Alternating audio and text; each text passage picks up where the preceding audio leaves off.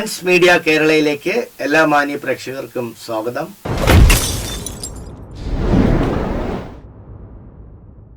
ഇന്ന് നമ്മോടൊപ്പം ചർച്ചയിൽ പങ്കെടുക്കാൻ എത്തിയിരിക്കുന്നത് മലയാള നാടകവേദിയിലെ പ്രമുഖനായ നടൻ ശ്രീ ഗിരീഷ് സോപാനമാണ്. വെൽക്കം ഗിരീഷ്. നമസ്തേ. കഴിഞ്ഞ 40 വർഷമായി അമച്വർ നാടകവേദിയിലെ കാവാലം നാരായണപ്പണിക്കരുടെ ശിഷ്യനായി സോപാനം നാടകവേദിയിലൂടെ പയറ്റിത്തെളിഞ്ഞ നടനാണ് താങ്കൾ. എന്തു തോന്നുന്നു ഇപ്പോൾ? 40 വർഷം പിന്നോട്ട് പോകുമ്പോൾ ആദ്യം ഓർമ്മ വരുന്നത് ഞാൻ എങ്ങനെ അവിടെ സോപാനത്തിൽ എത്തിപ്പെട്ടു എന്നുള്ളതാണ് മനസ്സിലാദ്യം വരുന്നത്. അതിനൊരു പ്രത്യേകത എന്ന് പറഞ്ഞാൽ മറ്റ് പലരും അവിടെ ജോയിൻ ചെയ്തതിൻ്റെ പിന്നിൽ അവരെല്ലാവരും പറയാറുള്ളത് സാറിൻ്റെ ഏതെങ്കിലും ഒരു നാടകം കണ്ട് അപ്പോഴും ഭ്രമിച്ചിട്ട് എനിക്കിതിൽ പങ്കെടുക്കണം അല്ലെങ്കിൽ അതിൽ വർക്ക് ചെയ്യണമെന്ന് ആഗ്രഹത്തോടെ വരുന്നതായിരിക്കാം. അല്ലെങ്കിൽ സാറ് എന്നുള്ള കാവാലം നാരായണപ്പണിക്കർ ആരെന്ന് അറിഞ്ഞിട്ടാണ് മിക്കവാറും എല്ലാ പേരും വന്നിട്ടുള്ളത്. ഞാനതിൽ നിന്ന് വ്യത്യസ്തനാണ്. കാരണം ഞാൻ സോപാനത്തിൽ 1983 ജോയിൻ ചെയ്യുന്നത്. അതുവരെ കാവാലം നാരായണപ്പണിക്കർ നാടകം എഴുതുന്ന ആളാണെന്നോ സംവിധാനം ചെയ്യുന്ന ആളാണെന്നോ അങ്ങനെ ഒരു നാടക പദ്ധതി ഉണ്ടെന്നോ എന്തുകൊണ്ടോ എനിക്കറിയാൻ സാധിച്ചില്ല.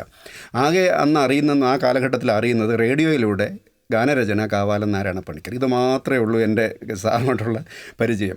അപ്പോൾ അന്നത്തെ സീനിയർ നടനായിരുന്ന ജഗന്നാഥൻ സാറ് ആയിട്ടുള്ള എനിക്കൊരു പരിചയം വന്നതുകൊണ്ട് അദ്ദേഹം പെട്ടെന്ന് ചോദിക്കായിരുന്നു, എടോ തനിക്ക് നാടകത്തിൽ അഭിനയിക്കാൻ താല്പര്യമുണ്ടോ എന്ന് ചോദിച്ചു. അപ്പോൾ ഞാൻ പറഞ്ഞു താല്പര്യമുണ്ട്, പക്ഷേ എനിക്ക് അങ്ങനെ ഒന്നും അറിയില്ല എന്ന് പറഞ്ഞു. അതുപോട്ടെ അറിയാമോ എന്ന്, അല്ല താല്പര്യമുണ്ടോ എന്ന് ചോദിച്ചു. ഞാൻ പറഞ്ഞു താല്പര്യമുണ്ടെന്ന് പറഞ്ഞു.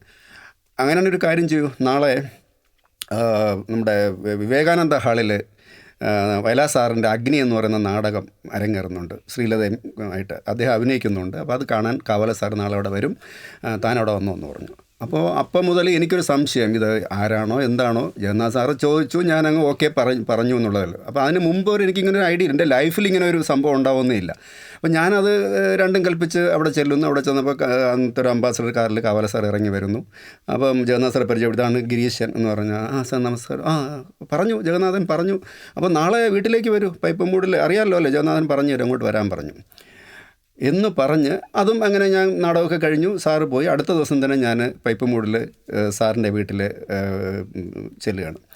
ചെല്ലുമ്പോൾ സാറ് ഈ അപ്പോൾ ഞാനിത് അറിയുന്നില്ല. എന്നെ വിളിച്ചത് ശരിക്കും എന്ന് പറഞ്ഞാൽ ജയരാജ് ഏട്ടനായിരുന്നു ദുഷ്യന്തൻ ചെയ്തിരുന്നത്. ദൂരദർശനിൽ അത് തന്നെ അദ്ദേഹമാണ്, കറക്റ്റ്. അദ്ദേഹമായിരുന്നു ദുഷ്യന്തൻ ചെയ്തിരുന്നത്. അപ്പോൾ ഞാൻ കണ്ടിട്ടൊന്നുമില്ല. അപ്പോൾ അദ്ദേഹം ഡൽഹിയിൽ സ്കൂൾ ഓഫ് ഡ്രാമയിൽ എന്തോ ഒരു മൂവ്മെൻറ്റ്സിൻ്റെ ഒരു അധ്യാപകനെ ടെമ്പററി ആയിട്ട് വേണമെന്ന് പറഞ്ഞ് അങ്ങനെ അദ്ദേഹം അവിടെ പോയതിന് പകരം ഒരാളെ നോക്കിയപ്പോൾ അന്ന് ഞാനും അതുപോലെ വളരെ പെൻസിൽ പോലെ ഇരിക്കുന്ന അവസ്ഥയിലായിരുന്നു. അപ്പോൾ ജഗന്നാഥ് സാർ നോക്കിയപ്പോൾ ഏകദേശം ആ ഒരു ലുക്കൊക്കെ ഉണ്ട്. അങ്ങനെയാണ് എന്നോട് ആവശ്യപ്പെട്ടത്. അപ്പോൾ അങ്ങനെ ഞാൻ അവിടെ ചെല്ലുമ്പോൾ പറഞ്ഞു, നമുക്ക് ദുഷ്യന്തൻ ഒരാൾ ആവശ്യമുണ്ട്. അപ്പോൾ ഞാൻ പറഞ്ഞു, സാർ എനിക്ക് നാടകം ചെയ്ത് പരിചയമൊന്നുമില്ല. അതൊന്നും വേണ്ട, പരിചയമില്ലെങ്കിൽ വളരെ നല്ലതാണ്, ഒരു റോ മെറ്റീരിയൽ പുതുതായിട്ട് കിട്ടുന്നത് എപ്പോഴും നല്ലത് എന്ന് പറഞ്ഞു. അപ്പോൾ സാറ് ഈ ശാകുന്തളം സ്ക്രിപ്റ്റ് എടുത്ത് വെച്ചിട്ട് സാറിൻ്റെ കൈപ്പടയിൽ എഴുതിയതിൽ ആദ്യത്തെ ദുഷ്യന്തൻ്റെ ശ്ലോകം നമുക്കൊന്ന് വായിച്ചു നോക്കാം. സാറ് ഗ്രീവാഭംഗാഭിരാമം മുഹുരനുപതതി ബന്ധനേ ഇങ്ങനെ അത് പറയുന്നു. ഞാൻ ഇനി പറയുമെന്ന് പറഞ്ഞു. ഞാൻ പറഞ്ഞു. അപ്പോൾ ഞാൻ വെറുതെ അങ്ങ് പറയായിരുന്നു, എനിക്ക് അറിഞ്ഞൂടല്ലോ. അപ്പോൾ സാറ് പറഞ്ഞു, കുഴപ്പമില്ല, അക്ഷരശുദ്ധിയൊക്കെ ഉണ്ട് കേട്ടോ, ധാ ഭാ ഖായൊക്കെ വരുന്നുണ്ട്. അപ്പോൾ പിന്നെ കുഴപ്പമില്ല നമുക്ക്. എന്നിട്ട് പറഞ്ഞു, ഇപ്പോൾ തൽക്കാലം നമ്മളത് ചെയ്യുന്നില്ല, ഇപ്പോൾ ഞാൻ കരിങ്കുട്ടി എന്ന് പറയുന്നൊരു നാടകം എഴുതിക്കൊണ്ടിരിക്കുക. അതിൻ്റെ റിഹേഴ്സൽ ഇപ്പോൾ ജഗന്നാഥനും കലാകാരനൊക്കെ ഉണ്ട്. അപ്പോൾ അതിൻ്റെ കൂടെ ഈ ചാത്തപ്പടയിൽ ഒരാളായിട്ട് പിന്നിൽ കൂടിക്കോളൂ, അതിൻ്റെ കൂടെ അങ്ങ് കൂടിയാൽ മതി എന്ന് പറഞ്ഞു. അങ്ങനെയാണ് ശരിക്കും പറഞ്ഞ് ഒന്നും അറിയാതെ ഒരു തരം മെക്കാനിക്കലായിട്ട് അതിലങ്ങ് ശാസ്ത്രമംഗലം സ്കൂളിലായിരുന്നു എൻ്റെ റിഹേഴ്സൽ. അതിൽ അങ്ങനെ ചേരുകയായിരുന്നു. അപ്പോൾ ആ റിഹേഴ്സലിലൂടെയാണ് ഈ സാറിൻ്റെ നാടകം എന്താണെന്നും ഏതാണെന്നും ഒക്കെ മനസ്സിലായി തുടങ്ങിയത് അതുവഴിയാണ്. അല്ലാതെ ഒരു വായിച്ചു പോലും അറിയില്ല. അങ്ങനെ അതിൽ ജോയിൻ ചെയ്ത് ആ വർഷം തന്നെ കരിങ്കുട്ടി എന്നുള്ള നാടകം അരങ്ങേറിയപ്പോൾ അതിൽ ചാത്തപ്പടയിൽ ഒരാളായിട്ട് ഞാൻ രംഗത്ത് വന്നു. അപ്പോൾ ചുരുക്കം അങ്ങനെ തുടങ്ങി. അപ്പോഴും എൻ്റെ മനസ്സിലില്ല എത്ര നാൾ ഇവിടെ നിൽക്കും എന്നുള്ളത്. അന്ന് എൻ്റെ മനസ്സിലൊരു ഗവൺമെൻറ് ഉദ്യോഗസ്ഥനാകണമെന്നുള്ളതായിരുന്നു. കാര്യം വീട്ടിൽ എല്ലാവരും അങ്ങനെ പറഞ്ഞു വെച്ചിരിക്കുന്നത്. PSC ടെസ്റ്റ് എഴുതുമായിരുന്നു അന്ന്. സോപാനത്തിൽ വന്നിട്ട് ഒരു 3-4 വർഷം മുറയ്ക്ക് എഴുതുമായിരുന്നു. അപ്പോൾ അന്ന് ഇവിടെ നിൽക്കണമെന്നുള്ള വിചാരം ഇല്ല, ഇതൊരു സെക്കൻഡറി എന്നുള്ളതായിരുന്നു. അപ്പോൾ അങ്ങനെ കുറേ മുന്നോട്ട് പോയപ്പോഴാണ് ഇതിൻ്റെ കാര്യങ്ങളെല്ലാം സാർ എത്രത്തോളം ഈ തിയേറ്ററിനെ വളരെ സീരിയസ് ആയിട്ട് കാണുന്നു, അതിൻ്റെ ഒരു മഹത്വം മനസ്സിലായി തുടങ്ങിയത് ക്രമേണ വന്നു. അപ്പോൾ പിന്നീട് എന്തോ ഇങ്ങനെ പറഞ്ഞതുപോലെ ഇത് മാറി ലക്ഷ്യം അങ്ങ് മാറി, ഗവൺമെൻറ് ഉദ്യോഗസ്ഥനൊന്നും ആകണ്ട, ഇനി ഒരു നടനായാൽ മതി എന്നുള്ള ഒരു തീരുമാനത്തിലേക്ക് കൊണ്ടെത്തിച്ചു.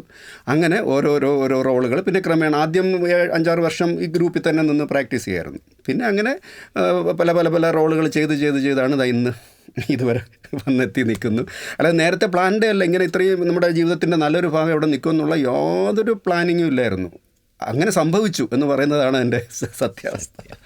പണിക്കർ സാറിൻ്റെ ഊരുഭംഗം, കർണഭാരം, അതുപോലെ ഭീമകടവുൾ ഗജബൊമ്മനാട്ടം ഇതുപോലുള്ള സംസ്കൃത നാടകങ്ങളിലെ നായക കഥാപാത്രങ്ങളെ അവതരിപ്പിച്ചിട്ടുണ്ടല്ലോ. ആ 3 സംസ്കൃത നാടകങ്ങളിലെ കഥാപാത്രങ്ങളെക്കുറിച്ചൊന്ന് വിവരിക്കാമോ? ഏറ്റവും ആദ്യമായിട്ട് മധ്യമവ്യായോഗം ആണ് സാർ ആദ്യം ചെയ്തതെങ്കിലും അതിന് ശേഷമാണല്ലോ ഞാനവിടെ ചെല്ലുന്നത്. ഞാനവിടെ എത്തുന്നതിന് മുമ്പായിരുന്നു അത് ചെയ്തത്.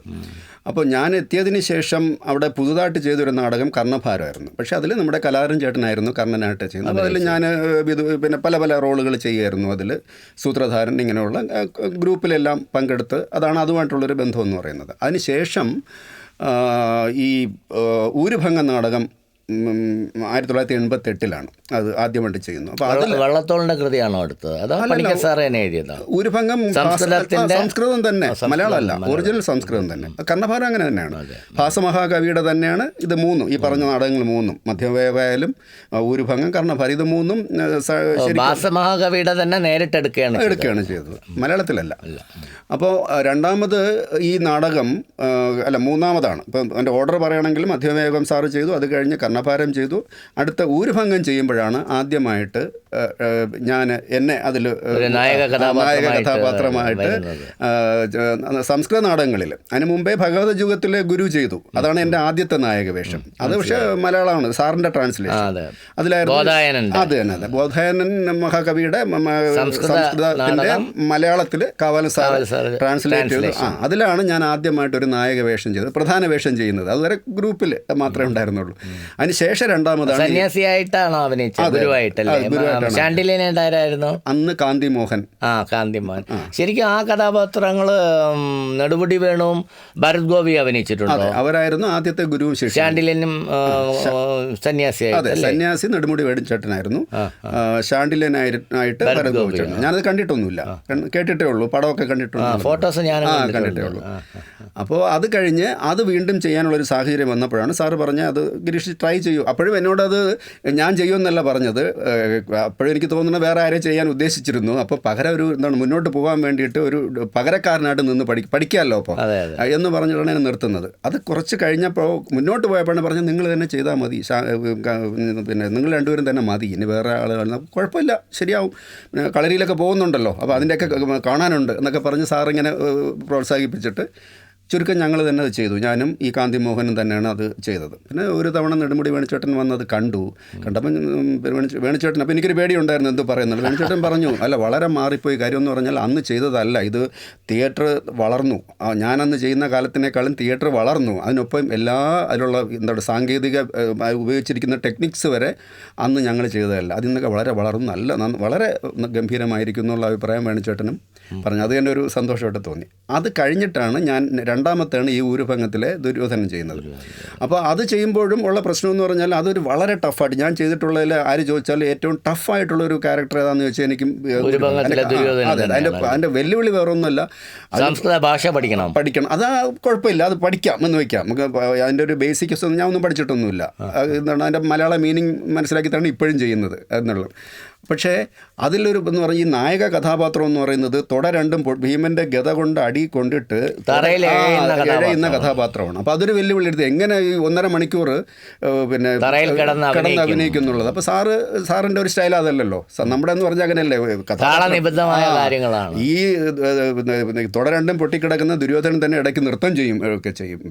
ആ ലെവലിലേക്കാണ് അതിൻ്റെ ഒരു സ്റ്റൈലൈസേഷൻ്റെ ഗുണമാണത്. അപ്പോൾ ഒരു റിയലിസ്റ്റിക് ആയിട്ട് നോക്കിക്കഴിഞ്ഞാൽ ഒരിക്കലും എണീക്കാൻ പറ്റില്ല. പക്ഷേ അങ്ങനെയല്ല, ഇത് നമുക്കതുകൊണ്ട് നമ്മൾ കഥാപാത്രം ആകുമ്പോൾ ആയാൽ മതി, അല്ലാത്തപ്പോൾ വേറെ പലതുമായിട്ട് പകർന്നാണ്. ഇപ്പം ദുര്യോധനൻ തന്നെ, ദുര്യോധനൻ എൻ്റെ തുടയ്ക്ക് അടിച്ചു എനിക്ക് ഈ അവസ്ഥ വന്നു എന്ന് പറയുമ്പോൾ ഭീമനായിട്ട് പകർന്നാടുക, അതായത് കൂടിയാട്ടത്തിലെ പകർന്നാട്ട സ്റ്റൈല് അത് തന്നെയാണ്. അപ്പം ഞാൻ തന്നെയാണ് ഭീമനായത്. ഭീമൻ ഒരു കഥാപാത്രം അതിൽ വരുന്നില്ല, ഈ നാടകത്തിലില്ല. അതുകൊണ്ട് തന്നെ ഭീമൻ എന്താണ് ചെയ്തത്, ഇതാണ് ചെയ്തതെന്ന് പറഞ്ഞിട്ട് ഭീമനായിട്ട് മാറിയിട്ട് ഈ തുട പൊട്ടിയ ദുര്യോധനൻ തന്നെ പകർന്നിട്ട് ഭീമനായിട്ട് ഈ അടിക്കുന്നത് നമ്മളത് ഒന്നുകൂടെ വീണ്ടും കാണിക്കുക, പ്രസൻറ്റിൽ മുമ്പ് നടന്ന പാസ്റ്റിൽ നടന്ന കാര്യം ചെയ്ത് കാണിക്കുക. അപ്പോൾ ത്രൂ ഔട്ട് അതിൽ കിടക്കുകയല്ല ചെയ്തത്. ചുരുക്കം ചില സമയത്ത് മാത്രമേ ആ ബേസിക് ഭാവത്തിൽ വരുന്നുള്ളൂ ആ അവസ്ഥയിലേക്ക്. ബാക്കിയെല്ലാം പല കാര്യങ്ങളും നമ്മൾ പറയുമ്പോഴെല്ലാം ആ കഥാപാത്രങ്ങളായിട്ട് ഒന്നിലധികം കഥാപാത്രങ്ങളായിട്ട് മാറുകയും ഒക്കെ ചെയ്യാനുള്ളൊരു ഇതൊന്നും. അപ്പോൾ അതൊരു വെല്ലുവിളി തന്നെയായിരുന്നു. കാര്യം ഇതിൽ നിന്ന് മാറാനും പാടില്ല. ആളുകൾക്ക് ബോധ്യപ്പെടണം ഇയാളുടെ ഇപ്പോഴത്തെ അവസ്ഥ ഇതാണ് എന്ന് തോന്നുകയും വേണം. അതിൽ നിന്ന് അങ്ങോട്ട് കംപ്ലീറ്റ് മാറിപ്പോകാൻ നോക്കില്ല. അപ്പോൾ അതൊരു നന്നായി എന്നാണ് സാറും ഒക്കെ അഭിപ്രായം പറഞ്ഞെന്ന് പറഞ്ഞാൽ കുഴപ്പമില്ല എന്നുള്ള രീതിയിലാണ് പറയുന്നത്. അപ്പോൾ അതായിരുന്നു സംസ്കൃത നാടകങ്ങളിലെ എൻ്റെ ആദ്യത്തെ കഥാപാത്രം. മറ്റേ ഭഗവതജുവായിരുന്നു മലയാളം ചെയ്തത്. ശരിക്കും പറഞ്ഞു കഴിഞ്ഞാൽ പണിക്കർ സാറ് ഈ സംസ്കൃത നാടകങ്ങൾ ചെയ്തു തുടങ്ങിയ പിന്നെയാണ് ഇങ്ങനെ ഭാസമഹാകവി എന്നൊരാൾ പണ്ട് ജീവിച്ചിരുന്നു എന്ന് പോലും നമ്മൾ മലയാളികൾ കൂടുതലായിട്ട് അറിഞ്ഞെന്ന് തോന്നുന്നു അല്ലേ? അതിനു മുമ്പ് ഈ ഭാസമഹാകവി എന്നൊന്നും സംസ്കൃത വിദ്യാർത്ഥികൾ വല്ലതും പഠിച്ചിട്ടുണ്ടെങ്കിലേ ഉള്ളൂ. അല്ലാതെ ഈ തിയററ്റിക്കലായിട്ട് എല്ലാവർക്കും അറിയാം, പഠിച്ചവർക്ക് അറിയാമെന്നുള്ളതേ ഉള്ളൂ. അതിൻ്റെ പ്രാക്ടിക്കൽ ഇത് എങ്ങനെയാണ് അതനുസരിച്ച് നാടകം ചെയ്യുക എന്നുള്ളത് വലിയ പിടിയുണ്ടായിരുന്നില്ല. ആരും അങ്ങനെ ചെയ്തതായിട്ട് അറിവില്ല. പിന്നെ കൂടിയാട്ടത്തിൽ പല അംഗങ്ങൾ എടുത്തിട്ട് ചില പോർഷൻസ് മാത്രം എടുത്തിട്ട് ഇപ്പോൾ ഭഗവത ജ്യോതിലും ചെയ്യാറുണ്ട്. ഊരുഭംഗത്തിൽ ഇപ്പോൾ ഈ അടുത്ത കാലത്തും ദുര്യോധനൻ്റെ റോള് ചെയ്യുന്നുണ്ടായിരുന്നു. അപ്പോൾ പലതും സ്വപ്നവാസവദത്തം, ഭാസമഹാകവിയുടെ ഇതെല്ലാം ചില അംഗങ്ങളും പലതും പൂർണ്ണമായിട്ടും അന്നേ തന്നെ ചെയ്യുന്നുണ്ടായിരുന്നു. അപ്പോൾ ഈ നാടകം ഒറിജിനലി സംസ്കൃതത്തിൽ ചെയ്യുന്നത് ഇന്ത്യയിൽ വളരെ ചുരുക്കം ചിലരേ ഉള്ളൂ. അതുകൊണ്ടാണ് ഇപ്പോഴും ഒരു ഫെസ്റ്റിവൽ വന്നു കഴിഞ്ഞാൽ നമ്മളോട് സോപാനത്തിൽ വിളിക്കാൻ സംസ്കൃത നാടകം ഉണ്ടോ എന്ന് ആദ്യം ചോദിക്കുക. അതുണ്ടെങ്കിൽ അത് തന്നെ മതി എന്ന് പറയും. അപ്പം അത് വേറെ ഇത് നിരന്തരം ചെയ്യുന്ന വേറെ ഒരു ഗ്രൂപ്പ് ഇല്ല. നിരന്തരം ഇപ്പോഴും ചെയ്തുകൊണ്ടിരിക്കുക എന്ന് പറഞ്ഞാൽ ഇത് പറഞ്ഞ എത്ര വർഷം മുമ്പ് തുടങ്ങി ഇപ്പോഴും അത് നമുക്ക് നമ്മുടെ ഇതിൽ തന്നെ ഒരു മിനിമം ഒരു 8 സംസ്കൃത നാടകങ്ങളിൽ എപ്പോൾ ചെയ്യാനും റെഡിയാണ്. ആ രീതിയിൽ ഇരിക്കുന്നു എന്നുള്ളതാണ്. അപ്പോൾ പെട്ടെന്ന് നമുക്ക് ഏതാവശ്യപ്പെട്ടാലും ചെയ്യാൻ സാധിക്കും എന്നുള്ളതാണ്. ഈ 87 മുതൽ 91 വരെ എങ്ങാണ്ടോ എന്നാണ് എൻ്റെ ഓർമ്മ. പണിക്കർ സാർ 3-4 വർഷം ഈ ഭാസ മഹോത്സവം തിരുവനന്തപുരത്ത് നടത്തിയിരുന്നു. അപ്പം ഭാസൻ്റെ 13 നാടകങ്ങളും അവിടെ അവതരിപ്പിച്ച് ഞാൻ പല വർഷങ്ങളിലായിട്ട് കണ്ടിട്ടുണ്ട്. ഒരു പ്രാവശ്യം എന്നെ അത്ഭുതപ്പെടുത്തിയത് അദ്ദേഹം ഭാസൻ്റെ അവിമാരകം എന്ന നാടകം ജാപ്പനീസ് ആർട്ടിസ്റ്റിനെ വെച്ച് അദ്ദേഹം ഇവിടെ സെനറ്റ് ഹാളിലാണോ കനകക്കുന്നിലാണോ എന്ന് എനിക്ക് ഓർമ്മയില്ല. ഞാൻ കണ്ട നല്ല ഓർമ്മയുണ്ട്. അതെങ്ങനെയാണ് ഭാഷ അറിഞ്ഞുകൂടാത്ത ജപ്പാനീസ് ആളുകളെ നിങ്ങൾ സംസ്കൃതം പഠിപ്പിച്ചത്? അല്ല, അത് ശരിക്കും കാവാലം സാറ് ഡയറക്റ്റ് ചെയ്തതല്ല. അത് അങ്ങനെ അത് ഈ ഫെസ്റ്റിവലിന് ഭാഷ ഫെസ്റ്റിവൽ ആയതുകൊണ്ട് അവർ പഠിച്ചു. അപ്പോൾ അതിനുള്ള ഒരു സാധ്യത ഉണ്ടോ എന്നുള്ളത് അവിടെ ഉള്ള ഒരു മോർജറി സാൻ എന്ന് പറഞ്ഞാൽ എൻ്റെ ഡയറക്ടർ. അപ്പോൾ അദ്ദേഹം അവർ തന്നെ ചെയ്തു. അപ്പോൾ അദ്ദേഹം സാറുമായിട്ട് വളരെ ഈ തിയേറ്റർ പരമായിട്ട് വളരെ അടുപ്പമുള്ളവരാണ്. വർഷങ്ങളായിട്ട് പരിചയം. ഇവിടെ വരും, സാറോടൊക്കെ പോയിട്ടുണ്ട്, പല വർക്ക്ഷോപ്പുമായിട്ടൊക്കെ പോയിട്ടുണ്ട്, കലാധരൻ ചേട്ടനൊക്കെ അവിടെ പോയിട്ടുണ്ട്. അങ്ങനെ പരിചയമുള്ളതുകൊണ്ട് അവരോട് ചോദിച്ചു, ഞങ്ങളിവിടെ ഭാഷ ഫെസ്റ്റിവൽ സംഘടിപ്പിക്കുന്നുണ്ട്, അപ്പോൾ ഭാഷ നാടകങ്ങൾ ഏതെങ്കിലും നിങ്ങളുടെ അതായിട്ട് ചെയ്ത് നിങ്ങളുടേതായ സ്റ്റൈലിൽ അങ്ങനെ വന്നതാണ്. അപ്പോൾ സാറ് അല്ലാതെ അങ്ങനെ ചെയ്തിട്ടൊന്നുമില്ല. നമ്മൾ സാറ് പിന്നെ ചെയ്തിട്ടുള്ള മറ്റ് ഭാഷകളിൽ ചെയ്തിട്ടുണ്ട്, ഹിന്ദിയിൽ ചെയ്തിട്ടുണ്ട്. അപ്പോൾ സ്വപ്നവാസവദത്തം NSDക്ക് വേണ്ടിയിട്ട് അവരുടെ സെക്കൻഡ് ഇയർ സ്റ്റുഡൻസിന് വേണ്ടിയിട്ട് സാറ് ചെയ്തു. സ്വപ്ന കഥ എന്നുള്ള പേരിൽ ഹിന്ദിയിൽ ചെയ്തു. അപ്പോൾ ഞാനും കൂടെ സാറിൻ്റെ കൂടെ അസിസ്റ്റ് ചെയ്യാനായിട്ടുണ്ടായിരുന്നു. അപ്പോൾ പിന്നെ നമ്മുടെ തന്നെ തെയ്യത്തെ എന്ന് പറയുന്നത് ഹിന്ദിയിലാക്കിയിട്ട് പലതും NSDക്ക് വേണ്ടി സാറ് ഡയറക്റ്റ് ചെയ്തിട്ടുണ്ട്. പലതും ധാരാളം നാടകങ്ങൾ സാർ അവിടെ ചെയ്തിട്ടുണ്ട്. അതിൽ 2-3 നാടകങ്ങളിൽ ഞാനും സാറിനോടൊപ്പം പോയി സഹകരിക്കാനുള്ള അവസരം ഉണ്ടായിട്ടുണ്ടെന്നുള്ളതാണ്. ഈ കർണഭാരം അദ്ദേഹം പണിക്കർ സാറ് മോഹൻലാലിനെ വെച്ച് തിയേറ്ററിൽ പ്രൊഡ്യൂസ് ചെയ്തല്ലോ. അപ്പോൾ അതിൻ്റെ അനുഭവം എങ്ങനെയായിരുന്നു? താങ്കൾ മോഹൻലാലിനെ കുറച്ച് ഗൈഡ് ചെയ്യാനും ഉണ്ടായിരുന്നല്ലോ. അതിൻ്റെ കാരണം മോഹൻലാൽ കർണഭാരം ചെയ്യും എന്നൊരു തീരുമാനം വന്നപ്പോൾ കലാധരൻ ചേട്ടൻ അതിന് മുമ്പ് തന്നെ രസികയൊക്കെ തുടങ്ങിയിട്ട് കലാധരൻ ചേട്ടൻ അതെ. അപ്പോൾ ആ സമയത്ത് അതിന് ശേഷം കർണൻ്റെ റോൾ ചെയ്തുകൊണ്ടിരുന്നത് ഞാനായിരുന്നു. അപ്പോൾ മോഹൻലാൽ ഇങ്ങനെ ഒരു തീരുമാനം എടുക്കുമ്പോഴും ഞാനായിരുന്നു കർണനെ അഭിനയിച്ചുകൊണ്ടിരിക്കുന്നത്. അപ്പോൾ സാർ ഇങ്ങനെ ഒരു പറഞ്ഞു, ഇങ്ങനെ ലാലിനെ ചെയ്യണമെന്നൊരു ആഗ്രഹം പറഞ്ഞു. അന്ന് ഈ രാജീവ് നാഥ് ഡയറക്ടർ രാജീവ് നാഥ് വഴിയാണ്, അവർ വളരെ അടുപ്പമുള്ളത് കൊണ്ടും സാറിൻ്റെ ഒരു ബന്ധുവും കൂടെയാണ് ഈ രാജീവ് നാഥ്.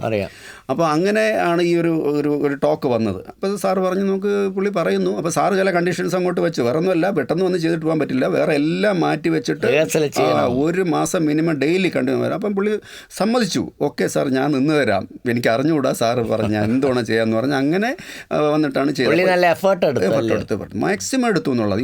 പറഞ്ഞതുപോലെ 1 മാസം ഇവിടെ മുടവമുകളിൽ പുള്ളിയുടെ സ്വന്തം കുടുംബ വീട്ടിൽ വന്ന് നിന്ന് രാവിലെ 7 മണിക്കെങ്കിൽ 7 മണിക്ക് എപ്പോൾ പറഞ്ഞാലും വരുമായിരുന്നു. അപ്പോൾ അതിന് അദ്ദേഹമായിട്ട് കൂടുതൽ ഇത് പറഞ്ഞു കൊടുക്കാനൊക്കെ സാഹചര്യം വന്നത് ഞാനാണല്ലോ ചെയ്തുകൊണ്ടിരിക്കുന്നത്. അതുകൊണ്ട് പല മൂവ്മെൻറ്റ്സ് സാർ ഗിരീഷ് കാണിച്ചു കൊടുക്കൂ എന്ന് പറയും. അങ്ങനെയാണ് കൂടുതൽ എനിക്ക് കാണിച്ചു കൊടുക്കേണ്ടി വന്നത്. പക്ഷേ അവിടെയും അദ്ദേഹം നല്ല എഫർട്ട് എടുത്തു, നന്നായിട്ട് ചെയ്തു അദ്ദേഹത്തിൻ്റെതായ രീതിയിൽ. കമ്പാരിസണിൻ്റെ കാര്യമില്ല, കാരണം നമ്മൾ സ്ഥിരം ചെയ്തുകൊണ്ടിരിക്കുന്ന നമ്മളും അതുമായിട്ട് കമ്പയർ ചെയ്യാൻ പറ്റില്ല. പക്ഷേ ആ മിനിമം സമയം കൊണ്ട് അദ്ദേഹം സംസ്കൃത ഭാഷ പഠിച്ച് തിയേറ്റർ ടെക്നിക്സ് മനസ്സിലാക്കി ചെയ്തു. ആ തിയേറ്ററിൻ്റെ ഉള്ളിൽ അദ്ദേഹം അഭിനയിച്ച് കാണിച്ചു.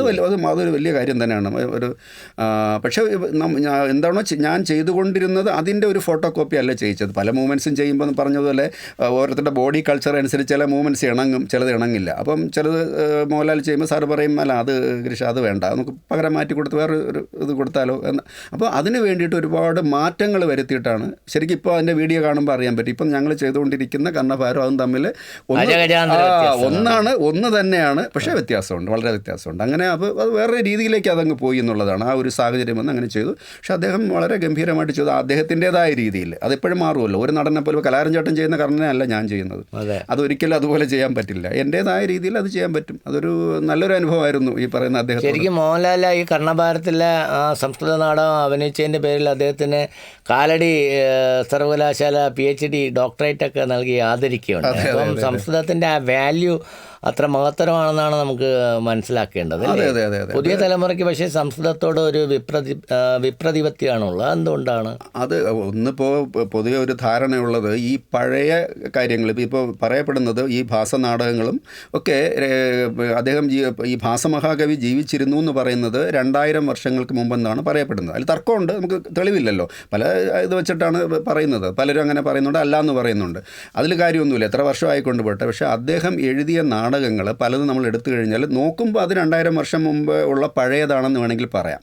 അങ്ങനെ വേണമെങ്കിൽ പറയാം നമുക്ക്. പക്ഷേ അത് വായിക്കുമ്പോൾ അപ്പോൾ എനിക്കത് കൂടുതൽ ഈ പറഞ്ഞ 8 നാടകങ്ങളിൽ എനിക്ക് പ്രവർത്തിക്കാൻ പറ്റി. ഈ ഭാസനാടകം 13 എണ്ണത്തിൽ 8 എണ്ണമേ സോപാനം ചെയ്തുള്ളൂ, മുഴുവൻ ചെയ്തില്ല, 8 എണ്ണമാണ് ചെയ്തത്. അപ്പോൾ അതിൽ അങ്ങനെ വന്നതുകൊണ്ട് അതിൽ നമുക്ക് കൂടുതൽ ഇടപഴകാൻ സാധിച്ചപ്പോൾ അതിൽ പറയുന്നത് പല സംഭവങ്ങളും വളരെ ആനുകാലിക എന്നും എക്കാലത്തും പ്രസക്തിയുള്ളതാണ്. ഉദാഹരണം നമ്മളിപ്പോൾ പറഞ്ഞത് തന്നെയാണ്. എന്താണ് ഈ ദുര്യോധനൻ്റെ കാര്യം? അതിലെ നായകനാണ്, മറ്റേ മഹാഭാരതത്തിലെ പ്രതിനായകനായ അല്ലേ, ആൻറ്റി ഹീറോ ആയ ദുര്യോധന ഇതിൽ നായകനാക്കിയിരിക്കുകയാണ്. അപ്പോൾ ഭാസൻ തന്നെ ഓരോ കഥ നമ്മളിപ്പോൾ ഉദാഹരണം പറയുമ്പോൾ ഈ സിനിമയായിട്ട് നമ്മളൊന്ന് ടച്ച് പറയുമ്പോൾ ഈ വടക്കൻ വീരഗാഥ എന്ന് പറയുന്നതും ഈ പിന്നെ രണ്ടാം മൂഴം എന്നൊക്കെ പറയുന്നതിൻ്റെ MT ഒക്കെ സ്വീകരിച്ച ഒരു കാര്യമാണ് പറയുന്നത്. ഭീമൻ മഹാഭാരതത്തിലെ ഭീമനല്ല MTയുടെ ഭീമൻ. അതുപോലെ തന്നെ വടക്കൻ വീരഗാഥ എന്ന് പറയുന്നതിലുള്ള ചന്തു അല്ല ചന്തു എന്ന് പറയുന്ന പോലെ ഇതിൽ അപ്പം ഒരു കാര്യമാണ് പറയേണ്ടത്. 2000 വർഷങ്ങൾക്ക് മുമ്പ് അവരെ പോലെ തന്നെ ഈ ആധുനിക ചിന്താഗതിയുള്ള ഒരു വലിയ കവിയായിരുന്നു ഭാസൻ എന്നുള്ള നമ്മൾ സമ്മതിച്ചു കൊടുക്കേണ്ടി വരും. കാരണം ഈ പറയുന്ന കാര്യങ്ങൾ ഇന്നും വളരെ പ്രസക്തമായ കാര്യമാണ് പറയുന്നത്. ഈ ഇപ്പോൾ ഇതിൽ ദുര്യോധനൻ്റെ കാര്യം തന്നെ അതിൽ വേറൊന്നുമല്ല. ഈ ദുര്യോധനൻ അവസാനം പറയുന്നത് പോരുകൊണ്ട് ആർക്കെന്ത് ഗുണം എന്നാണ് ചോദിക്കുന്നത്, സംസ്കൃതത്തിൽ ചോദിക്കുന്നത്. നമ്മളിപ്പോഴത്തെ ഈ യുദ്ധവുമായിട്ട് ബന്ധപ്പെടുത്തി സംസാരിക്കുക കാര്യം അതാണ്. ഇപ്പം ഇന്ന് നമ്മൾ അതല്ലേ പറയുന്നത്. ഇന്ന് നമ്മുടെ പ്രശ്നം എന്താണ് അല്ലേ? യുക്രൈൻ, റഷ്യ എന്നൊക്കെ പറയുന്നിടത്ത് ഇത് എല്ലാം തന്നെ. ഇത് 2000 വർഷങ്ങൾക്ക് മുമ്പ് ഭാസ മഹാകവി ചോദിച്ചിരിക്കുകയാണ്, പോരുകൊണ്ട് ആർക്കെന്ത് ഗുണം എന്ന് ചോദിച്ചതാര്? യുദ്ധക്കൊതിയനായ ദുര്യോധനൻ ഈ തുട രണ്ടും പൊട്ടി മരണക്കിടക്കൽ ശ്വാസം കഴിഞ്ഞു, 1 സെക്കൻഡ് ആകുമ്പോൾ ആൾ തീരും. അപ്പോൾ അവസാനമായിട്ട് ചോദിക്കുന്ന ഈ സമൂഹത്തോട്, ലോകത്തോട് ചോദിക്കുന്നതാണ് എന്ത് പ്രയോജനം ഈ യുദ്ധം കൊണ്ട് എന്ന് ഈ യുദ്ധക്കൊതിയനായ ദുര്യോധനൻ ചോദിക്കുകയാണ്. അപ്പോൾ ഈ ഭാസമഹാകവി തന്നെ ഈ ദുര്യോധനനെ വളരെ ഒരു ആധുനികമായ ഒരു അത്യാധുനികമായ ഒരു പോസ്റ്റ് മോഡേൺ എന്ന് എന്തുവേണം പറയാം.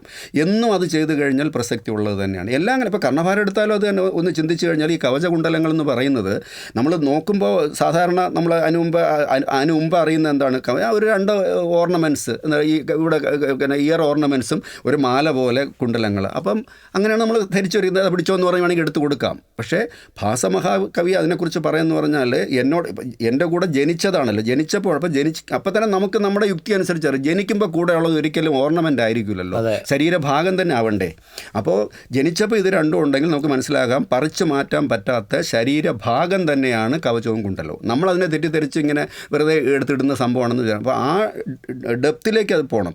അപ്പോൾ അതാണ് പറിച്ചു കൊടുത്തത്. അപ്പോൾ അതിൻ്റെ അർത്ഥം എന്ന് പറഞ്ഞാൽ കഴിഞ്ഞു, ഇനി എന്താണ് ജീവിതമില്ല. ഇല്ല, ഇതിൽ നമ്മൾ ഫെയിലുവർ ആണെന്നുള്ള കാര്യം കർണൻ അറിഞ്ഞുകൊണ്ടാണ് ഇത്. അല്ല അബദ്ധത്തിന് പറ്റിയൊന്നുമല്ല, ബ്രാഹ്മണ വേഷത്തിൽ വന്നുകൊണ്ട് അബദ്ധം പറ്റി ഊരി കൊടുത്തതൊന്നുമല്ല, അറിഞ്ഞുകൊണ്ട്. ദാനവീരനാണ് അത്. എൻ്റെ ഒരു ബേസിക് ഭാവം അതാണ് കർണൻ്റെ എന്നുള്ള ദാനവീരം. അതാണ് അതിലെ ഭാസൻ കണ്ടിട്ടുള്ള ഒരു രസം, അടിസ്ഥാന രസം എന്ന് പറയുന്നത്. അപ്പോൾ ആരെന്ത് ചോദിച്ചാലും കൊടുക്കും. ഗിവിങ് എന്ത് ചോദിച്ചാലും നോ എന്ന് പറയില്ല, കൊടുക്കും. അതാണ് കർണൻ്റെ മഹത്വം.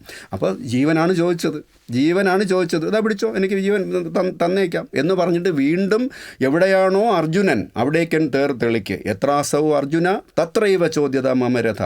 നാടകം തുടങ്ങുന്നതും അങ്ങനെയാണ്. അപ്പോൾ കർണഭാരത്തിൽ കഥയില്ല, നാടകം തുടങ്ങുന്നത് ഇങ്ങനെയാണ്. ശല്യരോട് പറയുന്നു എവിടെയാണോ അർജുനൻ അവിടേക്ക് എൻ്റെ തേര് തെളിക്ക് തുടങ്ങുന്നത്.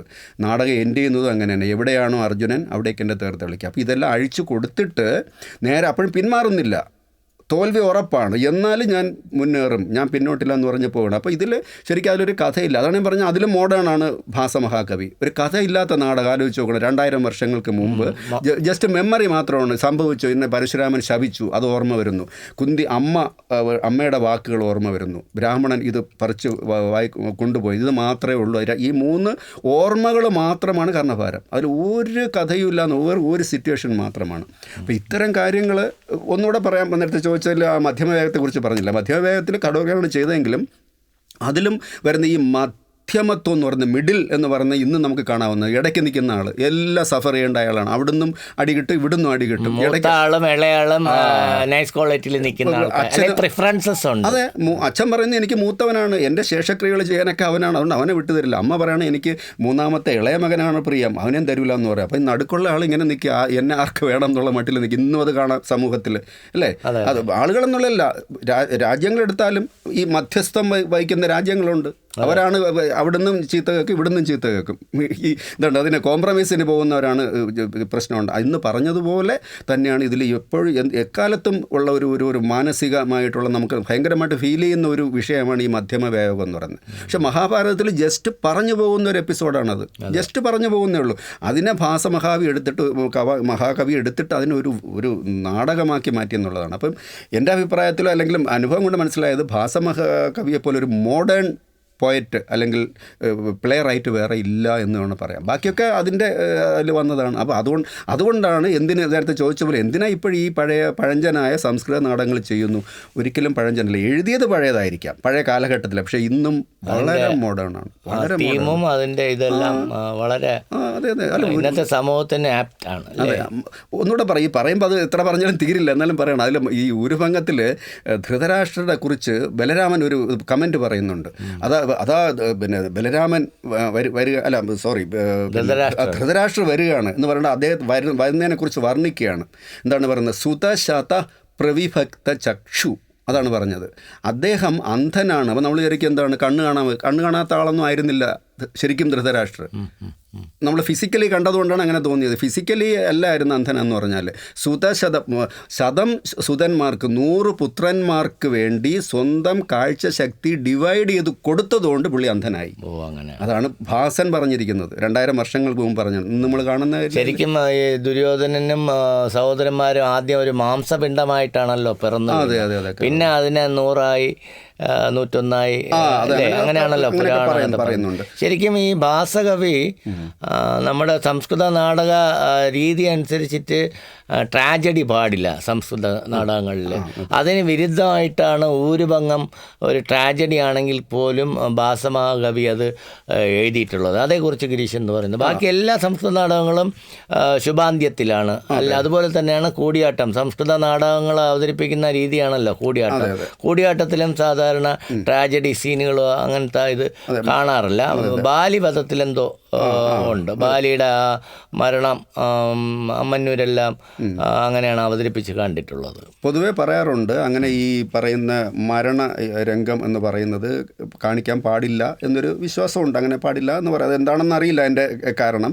അതൊരു അശുഭമായതുകൊണ്ടാണോ എന്താണെന്ന് അറിയില്ല. എന്തായാലും അതങ്ങനെ. പക്ഷേ അവിടെയും ഭാസമഹാകവി അത് ബ്രേക്ക് ചെയ്തു എന്നുള്ളതാണ്. അതാണ് ദുര്യോധനൻ്റെ എന്ന് പറഞ്ഞാൽ ഇപ്പോൾ ഡെത്താണ് കാണിക്കുന്നത്, അവസാനം മരിക്കുകയാണ് ചെയ്യുന്നത്. പക്ഷേ അവിടെ അദ്ദേഹം ചെയ്തത് അതിൽ വെറും ഒരു മരിച്ചു വീഴുന്നു, തുണി കൊണ്ട് മൂടുന്നു എന്നുള്ള ലെവലിലേക്ക് മാറാതെ അതിനൊരു വളരെ ഹയർ ലെവലിൽ അതിൽ ഞാനാണല്ലോ ചെയ്തുകൊണ്ട് എനിക്കത് കൂടുതൽ അറിയാൻ പറ്റും എന്നുള്ളതാണ്.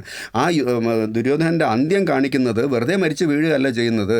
ഇതെല്ലാം കഴിഞ്ഞ് ഈ തുട പൊട്ടി ഉള്ള അവസ്ഥയിലായിട്ട് അവസാനം മരണരംഗം വരുന്നത് ഇതിൽ ഈ പുള്ളി കാണുകയാണ്. ഈ പൂർവികരൊക്കെ വരുന്നുണ്ട്. അവർ മരിച്ചുപോയ അഭിമന്യു, ഈ ആരൊക്കെയാണോ നേരത്തെ സ്വർഗം പോകിയത് അങ്ങനെയുള്ള ഓരോ ആൾക്കാർ, ശന്തനു തുടങ്ങിയവരെല്ലാം ഇങ്ങനെ ഓരോരുത്തരായിട്ട് പുള്ളിയുടെ ഇങ്ങനെ പല ഭാഗത്തു നിന്ന് വന്ന് ക്ഷണിക്കുകയാണ് ചെയ്യുന്നത്. വാ എന്ന് പറഞ്ഞ് മുകളിലേക്ക് ചെയ്യുന്നത്. അപ്പോൾ അങ്ങനെ അതാണ് അങ്ങനെ ഒരു അവസരം. അപ്പോൾ ഹാപ്പി ആയിരുന്നു. ചിലപ്പോൾ ഈ നമ്മുടെ കാണിക്കുമ്പോൾ ഭയങ്കര സന്തോഷത്തോടാണ് പോകുന്നത്. അഭിമന്യു വരുന്നു, അത് ശന്തനു തുടങ്ങിയവരൊക്കെ എന്നെ വിളിക്കുന്നുണ്ട്. അവർ പിന്നെ 1000 അരയന്നങ്ങളെ പൂട്ടിയ രഥം ഇതാ വരുന്നു, എന്നെ കൊണ്ടുപോകാൻ വരുന്നു. അപ്പോൾ വളരെ ഹാപ്പി ആയിട്ട് അതിൻ്റെ ഒരു ക്ലൈമാക്സിലേക്ക് പോയിട്ട് ആണ് പുള്ളി എന്താണ് ഒരു ഹയർ ലെവലിലേക്ക് അങ്ങ് യാത്രയായി എന്നുള്ള ലെവലിലാണ്. നമ്മുടെ പ്രൊഡക്ഷനിലും അങ്ങനെ തന്നെയാണ്. അത് വീഴുന്നൊന്നുമില്ല, വീഴാത്ത രീതിയിൽ ആ ഒരു പിക്ചറിലാണ് ലാസ്റ്റ് അങ്ങനെയാണ് കാണിക്കുക. അപ്പോൾ ശരിക്കും നമ്മൾക്ക് കാണുന്ന ഒരാളിനും ഒരിക്കലും നമുക്കൊരു സങ്കടമല്ല തോന്നുന്നത്. പുള്ളിയുടെ ഒരു ഹയർ ലെവലിലേക്ക് പുള്ളി ഒരു സ്പിരിച്വലി വളരെ ഉന്നതമായ ഒരു ലെവലിലേക്ക് പോയതായിട്ടാണ് നമുക്ക്. കാര്യം അത് പുള്ളി റിയലൈസ് ചെയ്തല്ലോ. അന്ത്യത്തിലാണെങ്കിലും യുദ്ധം കൊണ്ട് ഒരു പ്രയോജനം ഇല്ലയെന്ന് മനസ്സിലാക്കി. അവിടെ മുതൽ അപ്പോൾ സാറും പറയാറുണ്ട് അതിൻ്റെ കാര്യം എന്ന് പറഞ്ഞാൽ അതുവരെ ആൻറ്റി ഹീറോ എന്ന് പറയുന്ന അല്ലെങ്കിൽ ദുഷ്ട മാത്രമുള്ള ഒരാൾ കുറച്ച് കഴിയുമ്പം മെൻ്റലി പരിവർത്തനപ്പെട്ടു. നല്ല ഒരു ആളായിട്ടാണ്, അല്ലെങ്കിൽ അങ്ങനെ ഒരു സോൾ എന്ന് വേണമെങ്കിൽ പറയാം. നമ്മൾ സ്പിരിച്വലി പറഞ്ഞാൽ അങ്ങനെ ഒരു ആത്മാവിൻ്റെ ഒരു ഇത് കൈവരിച്ചിട്ടാണ് പുള്ളി മുകളിലേക്ക് പോകുന്നത്. അപ്പോൾ അങ്ങനെ ഒരു പരിവർത്തനം കൂടെ അതിൽ വന്നു ഭാസമഹാകവിയുടെ എൻ്റെ. ഒരിക്കലും ഇത്രയും കാര്യങ്ങളാണ് അതിൽ പറയുന്നത്. അത് കണ്ട് നമുക്ക് കാണുമ്പോഴേ അറിയാൻ പറ്റുള്ളൂ. അത്തരം ഒരു ഹയർ ലെവലിലേക്ക് അങ്ങ് പുള്ളി യാത്രയാവുകയാണ്, പറന്നങ്ങ് പോവുകയാണ്. ആ രീതിയിലാണ് പുള്ളി കാണുന്ന ഓരോ വിഷ്വലും അന്ത്യസമയത്ത് കാണുന്നത്. അല്ലാതെ ദുഃഖകരമായ ഒന്നും പുള്ളി കാണുന്നില്ല എന്നുള്ളതാണ്.